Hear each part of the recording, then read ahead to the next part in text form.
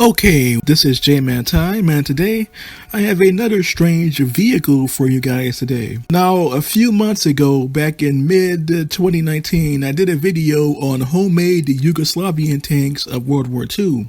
But there was one tank that I forgot to mention, and that is the Yugoslav Partizanski tank of 1942. Now, this was an improvised, engineless, wheeled tank from 1942, and it was actually designed by Yugoslav partisan forces to be used against occupying German, Italian, and Hungarian forces, along with their allies, the puppet state of Croatia.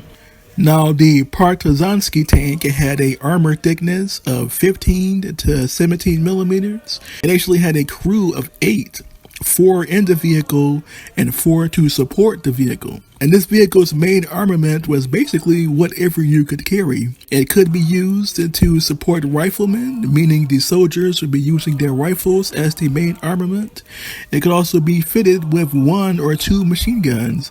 So you could also use this vehicle as a semi-mobile machine gun nest. Now keep in mind that this vehicle needed at least a horse or a mule or a secondary vehicle in order to pull it or transport it.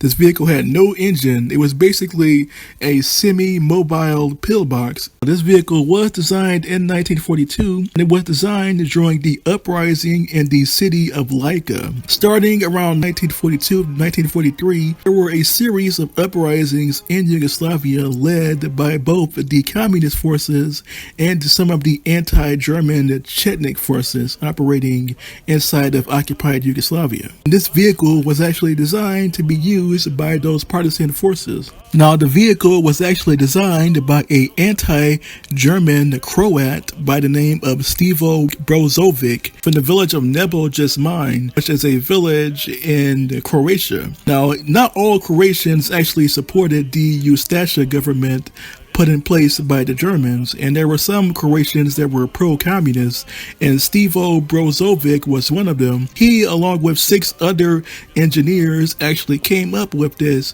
Partizanski tank, and this vehicle was meant to be used against Italian forces operating in the area, and also against the Croatian troops operating under the German and Italian leadership. But ultimately, this vehicle was abandoned in 1942, and the partisans in the village, including Stevo Brozovic, were all forced to flee. The vehicle was later recaptured by Yugoslav forces a year later, and it actually changed hands multiple times throughout the conflict, ultimately ending up back in the partisans' hands by 1945. After the war, the Partizanski tank was actually donated to the Military Museum of Croatia, but it still can be seen in the Museum of Croatia in the city of Zagreb. So what do you all think of this rare tank, the Croatian Yugoslav Partizanski tank of 1942? Please tell me in the comment section below, and until next time, this was J-Man Time, signing off.